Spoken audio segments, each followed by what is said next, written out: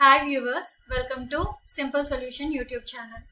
So last వీడియోలో మనం శాతాలు నేర్చుకున్నాం కదా. శాతాలు అంటే ఏంటి అని ఇంట్రొడక్షన్ నేర్చుకున్నాం. ఒకటి రెండు మోడల్స్ చేసాం. ఇప్పుడు ఇంకొన్ని కొత్త మోడల్స్ చేద్దాం.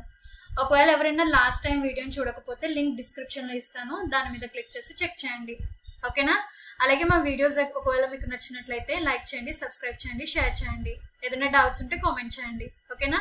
ఇప్పుడైతే సమ్స్లోకి వెళ్ళిపోదాం. ఫస్ట్ సమ్ వచ్చేసి చదువుతున్నాను చూడండి. ఒక వస్తువు విలువ మొదట 10% పెరిగింది, తర్వాత 20% పెరిగింది. అయితే పెరుగుదలలో వచ్చిన మార్పు శాతం ఎంత అని అడుగుతున్నారు. సో ఒక వస్తువు, ఏదైనా ఒక వస్తువు, ఒక పెన్సిల్ ఒక పెన్ ఒక సైకిల్ ధర ఉంది, కాస్ట్ ఉంది. అది ఫస్ట్ టైం ఎంత పెరిగింది? ఫస్ట్ టైం 10%, సెకండ్ టైం 20% పెరిగింది. అయినా ఇప్పుడు ఆ విలువలో వచ్చిన మార్పు శాతం, ఆ ప్రైస్లో వచ్చిన మార్పు శాతం ఎంత అనేసి, చేంజ్ ఎంత అని అడుగుతున్నారు. సో మనం దీన్ని రెండు రకాలుగా చేయొచ్చు. జనరల్గా మన కాంపిటేటివ్ ఎగ్జామ్స్కి ప్రిపేర్ అవ్వకుండా ఉంటుంటే మన దగ్గర చాలా టైం ఉంటుంది కాబట్టి నార్మల్ ఎగ్జామ్స్లో స్టెప్ బై స్టెప్ చేసుకుంటూ వెళ్తాం. బట్ కాంపిటేటివ్ ఎగ్జామ్స్లో మనకి 1 minute టైం ఉంటుంది, లెస్ దెన్ 1 minute టైం ఉన్న ఎగ్జామ్స్ కూడా ఉన్నాయి. సో ఫాస్ట్గా చేయాలి, వీళ్ళనంత ఈజీగా సింప్లిఫై చేసుకోవాలి. సో ఫస్ట్ జనరల్గా ఎవరైనా ఏం చేస్తారు, ఒక వస్తువుని విలువని ఒక 100 అనుకుంటారు. సో ఫస్ట్ పెరిగిన కాస్ట్ ఉంటుంది కదా, ఫస్ట్ పెరిగిన కాస్ట్ అదెంత? 10% పెరిగింది. సో ఈ 100% మీద ఒక 10% మళ్ళీ యాడ్ చేసుకోవాలి. అప్పుడు ఎంత అవుతుంది? 110%. సో ఫస్ట్ ఎవరన్నా ఈజీగా చెప్పేస్తారు. సో ఈ ఫస్ట్ పెరిగిన దానికి మళ్ళీ ఏమైంది? సెకండ్ టైం మళ్ళీ పెరిగిందన్నారు. ఎంత? 20% పెరిగింది. సో సెకండ్ టైము 20% పెరిగిందన్నారు కాబట్టి ఆ 20% కనుక్కోవాలన్నమాట. ఫస్ట్ టైం ఎవరిదన్నా ఈజీగా ఇట్లా మనం నార్మల్గా రాసుకుని చెప్పేయచ్చు. బట్ సెకండ్ టైం అంటున్నారు కాబట్టి ముందు ఫస్ట్ టైంది కనుక్కొని తర్వాత మళ్ళీ సెకండ్ టైంది కనుక్కొని కన్నా మనం లెక్క అంతా కూడా ఒకేసారి వేసేసుకోవచ్చు. సో మనం ఆ వస్తువు ప్రైస్ మనకి ఇవ్వలేదు కాబట్టి మనం 100% అనుకుంటున్నాం. ఓకే. సో ఇప్పుడు మనకి ఫస్ట్ ఇయర్ ఎంత పెరిగింది? సో ఏదన్నా పెరిగిందన్నా తగ్గిందన్నా 100%కే చూస్తాం. 10% పెరిగిందంటున్నారు కాబట్టి ఇక్కడ మనం 110 వేసుకుంటున్నాం. Okay, by 100. సో ఇప్పుడు ఇలా వేసుకున్నాం అనుకోండి, ఇది ఒక్కటి సాల్వ్ చేసాం అనుకోండి, ఫస్ట్ ఇయర్ ఎంత పెరిగింది అనేది వస్తుంది. దానికి మళ్ళీ సెకండ్ ఇయర్ యాడ్ చేయాలి. సో మళ్ళీ ఇంటూ సెకండ్ ఇయర్ ఎంత పెరిగింది? 20% అన్నారు. సో అందుకు 120 వేసుకుంటున్నాం. Okay, by 100. ఇలా చేసామనుకోండి, ఓవరాల్గా ఎంత పెరిగిందో మనకి ప్రైస్ తెలిసిపోతుంది అనమాట. ఓకే. సో జనరల్గా ఇలా కాకపోతే అసలు ఈ 110/100 ఎలా వేసారు మీకు లాస్ట్ టైం చెప్పాను, ఏదన్నా ఒక్కటే.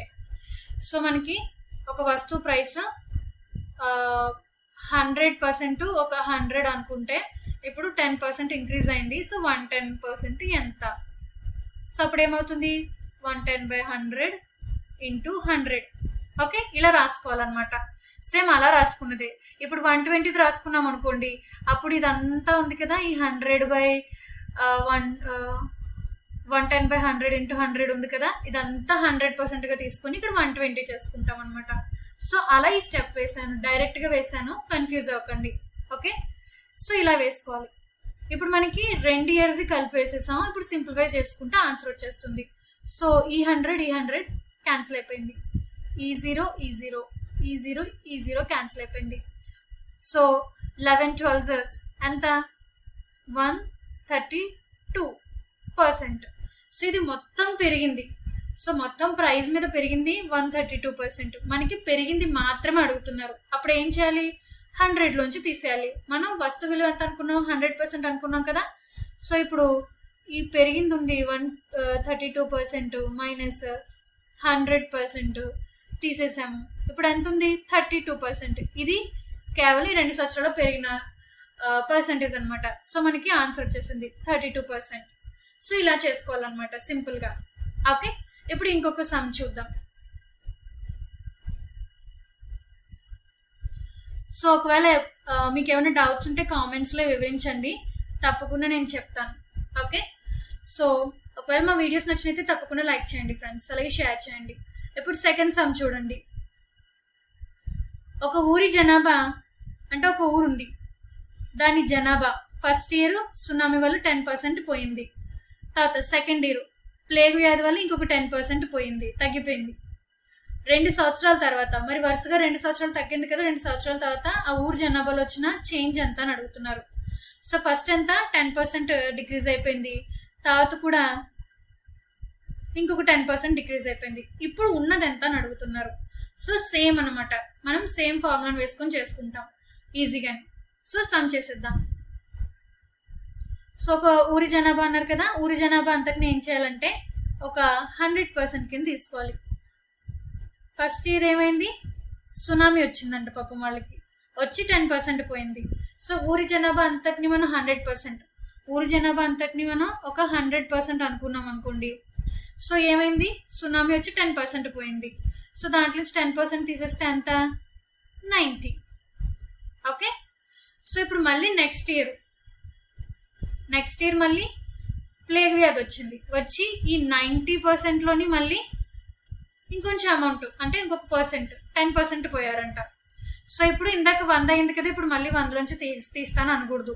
ఇప్పుడు ఏంటి 90 100% అవుద్ది, 90 మనకి 100%గా కౌంట్ చేసుకోవాలి. ఇందులో 10% పోయింది అంటున్నారు, అంటే మళ్ళీ ఈ 90కి మనం 90%ని కనుక్కోవాలన్నమాట. ఓకే, ఇప్పుడు 90% ఉన్నారు కాబట్టి ఎంత అని. సో ఇప్పుడు మనం దీన్ని ఇక్కడ సింపుల్గా 3 కలిపి ఒకే స్టెప్లో రాసేసుకోవచ్చు. సో ఊరి జనాభాని మనం 100% అనుకుంటున్నాం, ఫస్ట్ ఇయర్ 10% తగ్గింది కాబట్టి నేను 90 వేసుకున్నాను, తగ్గింది కాబట్టి 90 అనమాట. ఓకే, తగ్గింది కాబట్టి 90/100. మళ్ళీ సెకండ్ ఇయర్ కూడా తగ్గిపోయింది, సో మళ్ళీ 10% తగ్గింది, అందుకు మళ్ళీ 90/100 వేసుకున్నాం. ఓకే, సో డైరెక్ట్ సింప్లిఫై చేసేద్దాం. ఈ 100 క్యాన్సిల్ అయిపోయింది, ఈ 0 క్యాన్సిల్ అయిపోయాయి. ఇప్పుడు మిగిలిందంతా 9 × 9 మిగిలింది, 9 9లు 81. ఓకే, సో ఓవరాల్గా ఇప్పుడున్న జనాభా 81%, కానీ ఎంత తగ్గింది అన్నారు. ఎంత తగ్గిందంటే ఏం చేస్తాం, మనం మొత్తం ఎంత అనుకున్నాం, 100% అనుకున్నాం. సో ఈ 100% నుంచి ఈ 81%ని మైనస్ చేసేసేయాలి. సో తీసేస్తే ఎంత అవుతుంది, మనం 19 మిగులుతుంది. సో 19% తగ్గిందనమాట. యాక్చువల్గా 19% తగ్గింది, చనిపోయారు కాబట్టి. ఓకే, సో ఇది ఆన్సర్. ఇప్పుడు ఇంకొక సమ్ చూద్దాం. సో ఇక్కడ ఇంకొక సమయం ఇచ్చారు, ఒక దీర్ఘ చతురస్రం అంటే రెక్టాంగిల్, ఒక దీర్ఘ చతురస్రం ఉంది రెక్టాంగిల్, దాని పొడవు ఎంత పెరిగింది, 20% పెరిగింది, పొడవు 20% పెరిగింది. అలాగే వెడల్పు ఎంత పెరిగింది, ఇంకో 20% తగ్గింది. సో పొడవు పెరిగితే వెడల్పు తగ్గింది అనమాట. అయినా వైశాల్యంలో మార్పు ఎంత. సో ఫస్ట్ వైశాల్యం పెరుగుతుందా తగ్గుతుందా అనేది మనకి తెలియదు.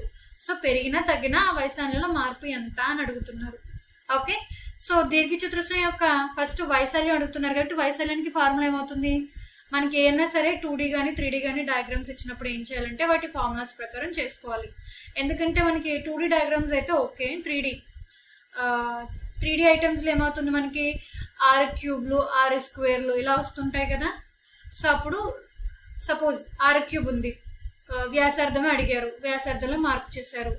సో క్యూబ్ అంటున్నాడు కాబట్టి 3 సార్లు మార్పు చెందుతుంది కాబట్టి వ్యాసార్థం మనం ఆ ఫార్ములాకి అనుగుణంగా లెక్కన చేయాలి. ఇప్పుడు సేమ్ ఈ దీర్ఘ చతురస్రానికి కూడా అలాగే చేయాలన్నమాట. దీర్ఘ చతురస్రం ఉంది రెక్టాంగులర్, దాని ఏరియా వైశాల్యం ఫార్ములా ఏంటి, పొడవు ఇంటూ వెడల్పు అంటే length into breadth. So single ఉన్నాయి కాబట్టి మనం సింగిల్ యాడ్ చేసుకుంటే సరిపోతుంది. ఓకే, సో ఇప్పుడు లెంత్ ఎంత ఇచ్చాడు, లెంత్ ఎంత తగ్గిందన్నాడు, లెంత్ పెరిగిందన్నాడు, పొడవు 20% పెరిగింది, ఇంక్రీజ్ అయింది. సో బ్రెడ్త్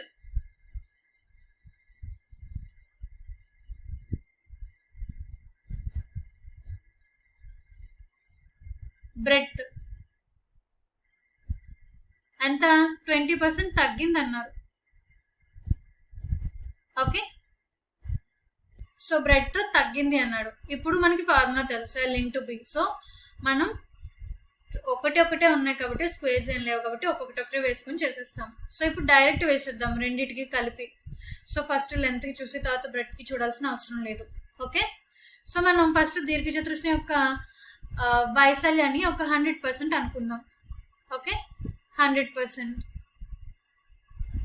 ఇంటూ, సో ఇప్పుడు లెంత్ పెరిగింది అంటున్నాడు కాబట్టి 100% అనుకున్నప్పుడు అదేమవుతుంది, 120% అవుతుంది కదా. పొడవు పెంచారు అంటే పొడవు నేను 100% అనుకుంటే దానికి ఇంకొక 20% పెరిగితే 120 అవుతుంది. సో అందుకని 120 వేసుకున్నాను. అలాగే నేను వెడల్పుని కూడా 100% అనుకుంటున్నాను. అయితే ఇందులో 20% తగ్గింది. సో అప్పుడు నేను ఏం చేస్తాను, 100లోంచి ఈ 20ని మైనస్ చేసేస్తాను. అప్పుడు ఎంత వస్తుంది, 80 వస్తుంది బై 100. ఓకే, సో ఇదంతా చేస్తే ఏమొస్తుంది మనకి, ఓవరాల్గా మారిన రెక్టాంగిల్ యొక్క ఏరియా వస్తుంది. ఎంత శాతం మారింది అనేది తర్వాత చేయాలన్నమాట. ఓకేనా. సో ఇప్పుడు ఈ 100 2 zeros పోయాయి. ఓకే, 12 8 ఉంది, 12 8 సో ఎంత అయింది, 96. 12 96%. సో మారిన తర్వాత ఇవన్నీ చేసిన తర్వాత మారిందంతా 96%కి వచ్చింది. కానీ మనం తీసుకున్నది ఎంత అంటే 100%. సో మనం రెండింటికి డిఫరెన్స్ చేసామనుకోండి ఎంత వస్తుంది, 4. ఓకే, సో ఇక్కడ మైనస్ మీన్స్ డిక్రీజ్ అయిందని అర్థం. ఓకే, తగ్గింది అని అంటే దాని ఉన్న వైశాల్యంలో లెంత్ని 20% ఇంక్రీజ్ చేసి బ్రెడ్త్ని 20% డిక్రీజ్ చేస్తే ఓవరాల్ ఏరియాలో దాని ఇంపాక్ట్ ఏంటి, 4% డిక్రీజ్ అయింది. సో ఇది ఆన్సర్ అనమాట. ఓకే, సో ఫ్రెండ్స్, ఒకవేళ మీకు మా వీడియోస్ నచ్చినట్టయితే తప్పకుండా షేర్ చేయండి, లైక్ చేయండి, సబ్స్క్రైబ్ చెప్పండి. అలాగే మమ్మల్ని ఇది మాకు ఎంకరేజ్మెంట్గా ఉంటుందన్నమాట. ఓకేనా. సో నెక్స్ట్ సమ్కి వెళ్ళిపోదాం. సో ఇప్పుడు ఇచ్చిన ఇంకొక సమ్ ఏంటంటే ఒక గోళం అంటే స్పియర్ అనమాట. ఒక స్పియర్ యొక్క రేడియస్ 20% పెరిగింది. అయితే దాని ఘనపరిమాణం వాల్యూమ్లో వచ్చే చేంజెస్ ఎంత, మార్పు శాతం ఎంత అంటున్నారు. సో మనకి ఏం పెరిగింది, రేడియస్ని పెంచారు, ఎంత 20% పెంచారు. అయితే దాని వాల్యూమ్లో వచ్చే చేంజెస్ ఎంత స్పియర్కి అని అడుగుతున్నారు. సో ఫస్ట్ మనం ఏం చేద్దాం అంటే స్పియర్ యొక్క ఫార్ములాస్ అన్ని రాసుకోవచ్చు. ఓకే, స్పియర్ మీకు తెలిసే ఉంటుంది కదా. స్పియర్ యొక్క ఫార్ములాస్ తెలుసు కదా మనకి. ఏముంటాయి, ఏరియా ఉంటుంది, సర్ఫేస్ ఏరియా. ఫార్ములా ఏంటి,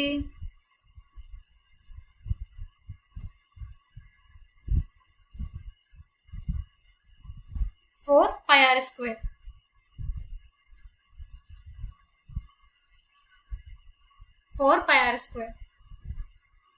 ఓకే, అలాగే ఇప్పుడు మనకి ఇక్కడ అడిగింది కావాల్సింది ఏంటి,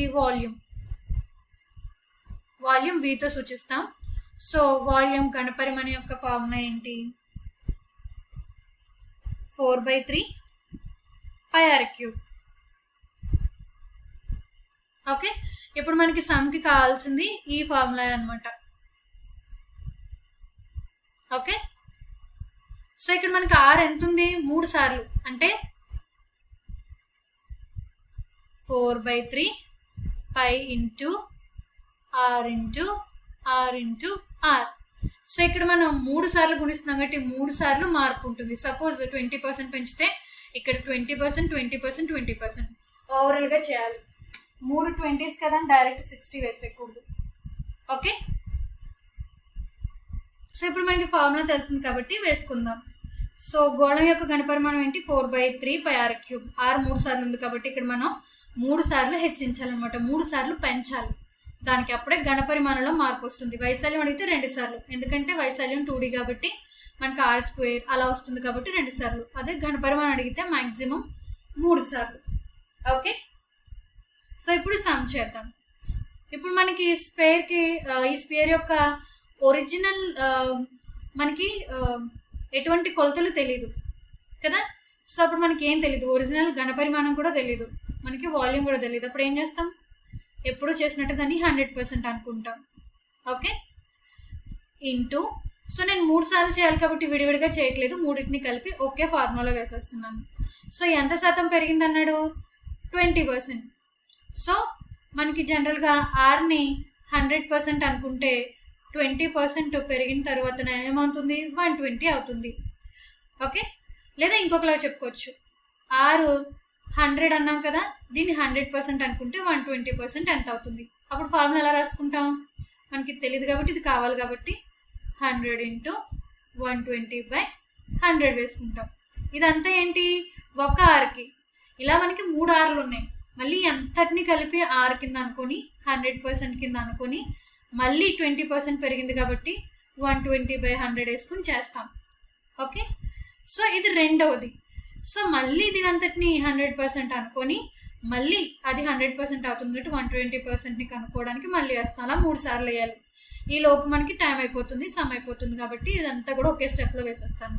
ఓకే, 100 × 120/100 3 సార్లు కాబట్టి 3 సార్లు వేసుకుంటున్నాను. ఎందుకు 3 సార్లు వేసుకుంటున్నాను తెలిసింది కదా. సో 120/100 × 120/100. ఎందుకంటే అడిగింది వాల్యూమ్లో R 3 సార్లు వస్తుంది πr³ కాబట్టి 3 సార్లు వేసుకున్నాను. ఈ 100 క్యాన్సిల్ అయిపోయింది. ఈ 0 క్యాన్సిల్ అయిపోయింది. ఈ 0 క్యాన్సిల్ అయిపోయింది. ఈ 0 అలాగే ఈ 0 క్యాన్సిల్ అయిపోయింది. ఇక్కడ ఇంకా 10 ఉంది. సో ఇప్పుడు ఏం చేద్దామంటే ఉన్నవన్నీ రాసుకోవచ్చు. ఇక్కడ ఒక 12 × 12 మిగిలాయి. కిందన ఒక 10 మిగిలింది, ఇక్కడ ఒక 0 మిగిలింది కదా, అంటే మీన్స్ ఒక 10 మిగిలింది అనమాట. సో మనకిప్పుడు చేద్దాం. 12 144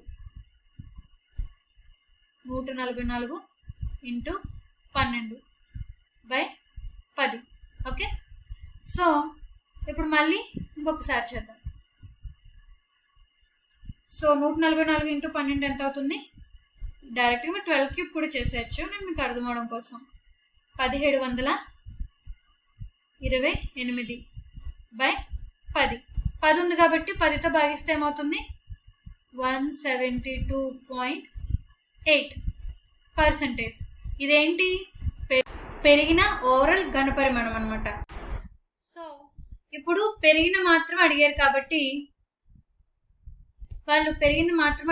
ఇది ఒకటే చేద్దాం. సో ఇక్కడ మనకు ఓవరాల్ వచ్చింది కాబట్టి 172.8 మైనస్ మనం అసలు ఈ యొక్క స్పియర్ యొక్క ఓవరాల్ వాల్యూమ్ ఎంత అనుకున్నాం, 100% అనుకున్నాం కాబట్టి దాన్ని తీసేస్తే ఎంత వచ్చింది 72.8% వచ్చింది. సో ఇదేంటి, ఆ పెరిగింది మాత్రమే అనమాట. ఓకే, వచ్చిన మార్పు శాతం మాత్రమే 72.8 అనమాట. ఓకే, సో ఈ సమ్ అయిపోయింది. ఇంకొక సమ్ చూద్దాం. ఓకే, సో ఇంకొక సమ్ ఉంది. సో సమ్ చదువుతున్నాను. ఒక స్తూపం సిలిండర్ ఉంది. ఒక స్తూపం యొక్క వ్యాసార్థం R 50% తగ్గించారు, ఎత్తు H 60% పెంచారు. ఆయన స్తూపం యొక్క ఘనపరిమాణం అంటే వాల్యూమ్లో వచ్చే మార్పు శాతం ఎంత అని అడుగుతున్నారు. సో ఫస్ట్ ఇక్కడ ఏమి ఇచ్చాడో అవన్నీ రాసుకుందాం. మనకి లెక్క అనేది అర్థమైతే, ఏం చేయాలనేది అర్థమైతే సాల్వ్ చేయడం సెకండ్స్లో అయిపోతుంది. సో ఎప్పుడైనా సరే ఎక్కడైనా సరే క్వశ్చన్ ఇచ్చినప్పుడు క్లియర్గా చదవాలి. ఫస్ట్ టైం అర్థం కాకపోయినా రెండోసారి మూడోసారి క్లియర్గా చదివితే మీకు అర్థమవుతుంది. అప్పుడు వెంటనే సాల్వ్ చేసేయడం ఈజీ అవుతుంది. ఓకే, సో అందుకని క్షుణ్ణంగా ఫస్ట్ ఇచ్చిన లెక్కని చదవండి. సో ఇప్పుడు మనకి ఇక్కడ ఇచ్చింది ఏంటి, ఒక స్తూపం అంటే సిలిండర్. ఒక సిలిండర్ ఇచ్చారు, దాని యొక్క R రేడియస్ వ్యాసార్థం వచ్చేసి 50% తగ్గించారంట. 50% తగ్గించారు అంటే సగానికి చేశారు. అలాగే దాని హెచ్ ఎంత చెప్పారు, 60% ఏం చేశారు, పెంచారు, ఇంక్రీజ్ చేశారు. అయినా ఇప్పుడు ఏమడుగుతున్నారు, దాని వాల్యూమ్, దాని ఘనపరిమాణంలో వచ్చే మార్పు శాతం ఎంత అని అడుగుతున్నారు. ఇప్పుడు మనం అది ఫైండ్ అవుట్ చేయాలి. అది ఫైండ్ అవుట్ చేయాలంటే ఫస్ట్ మనకి సిలిండర్ యొక్క ఫార్ములాస్ తెలియాలి. ఓకే, సిలిండర్ యొక్క ఫార్ములా ఏంటి, ఘనపరిమాణానికి సిలిండర్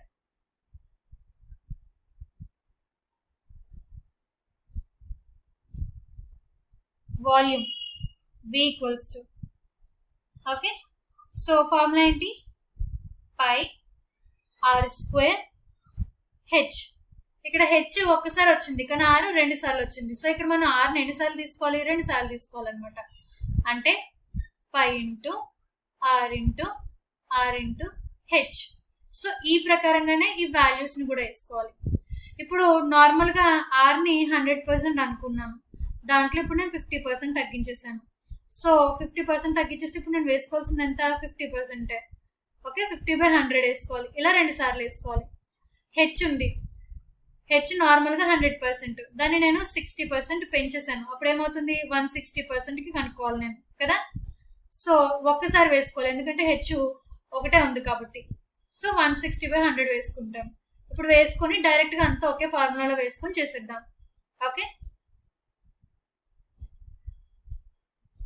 సో ఇప్పుడు మొత్తం నేను సిలిండర్ యొక్క దాన్ని ఏంటి ఘనపరిమాణాన్ని 100% అనుకోవచ్చు.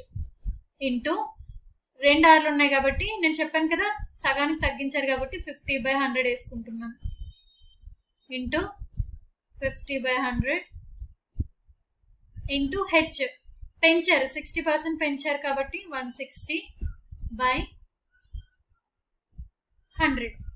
ఇప్పుడు దీన్ని సాల్వ్ చేస్తే మనకి మార్పు జరుగుతుంది కదా. ఇదంతా చేసిన తర్వాత ఆ మార్పు మొత్తంగా మనకు తెలుస్తుంది, అది పెరిగిందా తగ్గిందా అనేది మొదటి 100%తో కంపేర్ చేసుకుని మనం తెలుసుకోవచ్చు. సో ఇప్పుడు సింప్లిఫై చేద్దాం. ఈ 100 క్యాన్సిల్ అయిపోయింది, ఈ 0 క్యాన్సిల్ అయిపోయింది, అలాగే ఈ 0 క్యాన్సిల్ అయిపోయింది. ఇప్పుడు ఏమేమి మిగిలినాయి? 5 ఇంటూ 16/10.